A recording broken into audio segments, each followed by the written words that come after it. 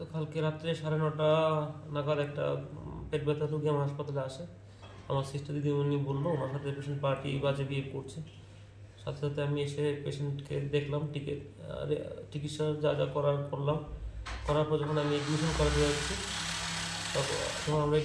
যাচ্ছি তখন ওরা এসে আমার ইনডোরের চেয়ারে বসলো।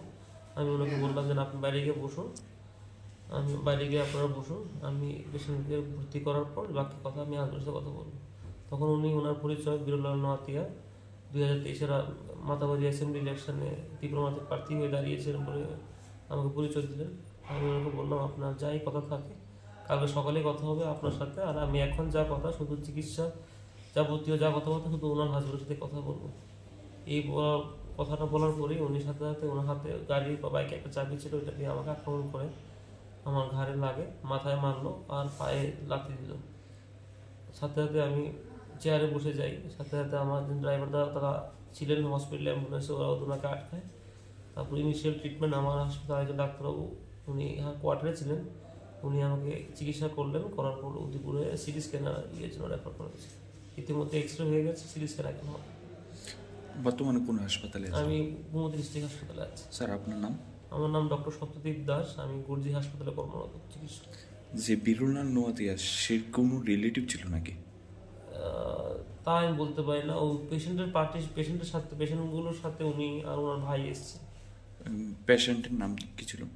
পেশেন্টের নামটা ঠিক আমার মনে করতে পারছি। কি সমস্যা জন্য? ওনার শুধু নর্মালি ওনার যে পেশেন্ট ছিল ওনার ওয়াইফের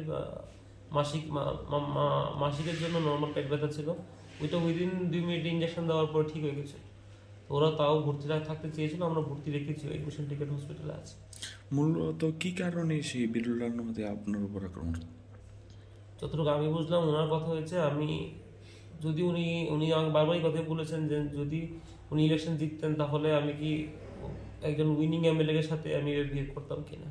তো আমার যতটুকু মনে হয়েছে এখানে পরে যদি কোনো কথা থাকে তো তখন ওই কথাগুলো আমার পরে বলাও যেত।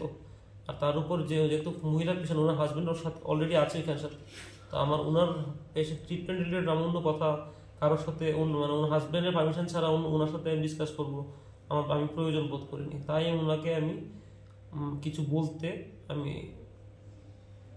সঠিক মনে করিনি।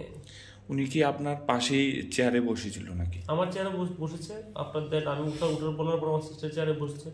সিস্টার যেখানে এই চেয়ারে বসে উনি অ্যাডমিশন টিকিট রেজিস্টার এগুলো লিখে, তো সিস্টার দাঁড়িয়েছিল। আমি তখন ওনাকে বলছি আপনি উঠে যান এখান থেকে, আমার সিস্টারকে বসতে দেন, এখানে বসলে ও যে রুগীটা আপনি নিয়ে এসছেন ও ভর্তির কিছু নিয়ম কারণ আছে, টিকিট রেজিস্টার সেগুলো ফিল আপ করা হবে।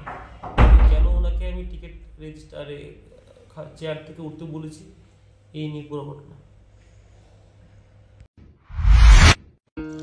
নবজীবন pathological lab and diagnostic centre. আমরা থাইরোকেয়ারের অথরাইজ ফ্র্যাঞ্চাইজি নিয়ে কাজ করি।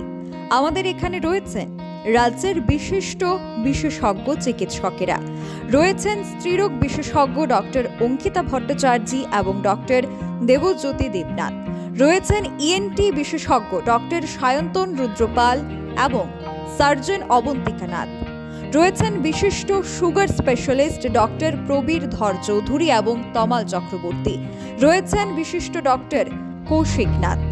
অগ্রিম বুকিংয়ের জন্য এক্ষুনি যোগাযোগ করুন আমাদের ঠিকানায়।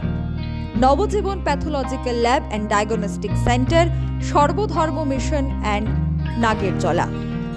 যোগাযোগ 9436126693 অথবা 700508